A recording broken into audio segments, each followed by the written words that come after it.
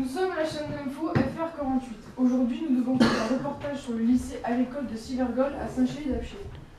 Nous avons entendu parler de la COP 21 et du rôle parfois ambigu de l'agriculture et en particulier de l'élevage sur la pollution de notre planète.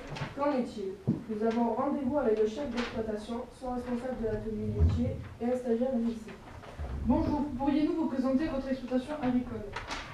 Donc nous sommes une exploitation agricole pédagogique.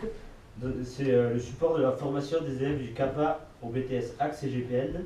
Notre exploitation est représentative de notre territoire où l'élevage prédomine, avec une filière allaitante basée essentiellement sur l'Aubrac et une filière laitière basée sur la cimentale dans la zone Aopé-Laguiole. Nous sommes tout proches. On compte une quarantaine de vaches cimentales, dont Entrevue qui a fait un beau et a produit en lactation 6000 kg de lait. Elle est particulièrement adaptée à la production de lait de qualité car son TV de 36,4 grammes par litre et son TV de 42 grammes par litre correspondant aux attentes de la filière agricole, de la filière Laguiole, et elle a aussi une bonne aptitude bouchère car très charpentée. C'est une race mixte parfaitement adaptée au pâturage de nos moyennes montagnes. Elle est particulièrement docile, un peu collante même.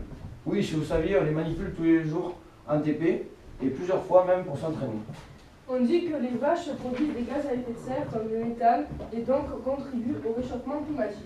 Certes, nos vaches en tant que ruminants dégagent du TH4 suite à la fermentation des fourrages, mais en contrepartie, ceux qui consomment de l'herbe sous forme de pâturage ou de fourrage conservé, qui eux stockent du CO2 et dégagent de l'oxygène pour que nous respirons mieux et favorisent l'entretien de nos paysages et de la flore diversifiée qui s'y développent à côté d'espèces animales remarquables que les randonneurs profitent lors de leur belle balade en été. On dit que vos effluents polluent les nappes phréatiques. Non, car nous stockons nos effluents et les réutilisons comme engrais organique sur nos parcelles, limitant ainsi les engrais chimiques. En plus, le pâturage de zones humides entretient les zones humides et permet de stocker l'eau qui alimentera les réseaux d'adduction d'eau potable. Enfin, on dit que vous vivez de primes.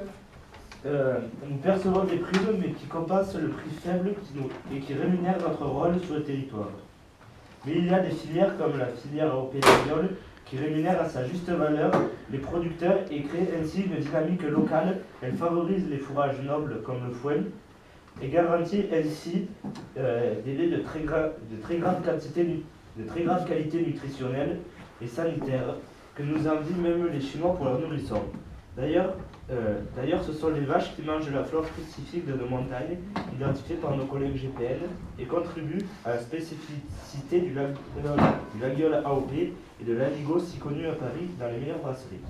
On s'ennuie pas trop en Lozère? Non, bien au contraire, le tissu agricole contribue, à côté du tourisme, à maintenir un tissu social dense où il fait bon vivre et vieillir. On peut y manger certes, mais aussi s'oxygéner, randonner, admirer notre belle nature ou profiter de la nature en faisant un peu de canoë.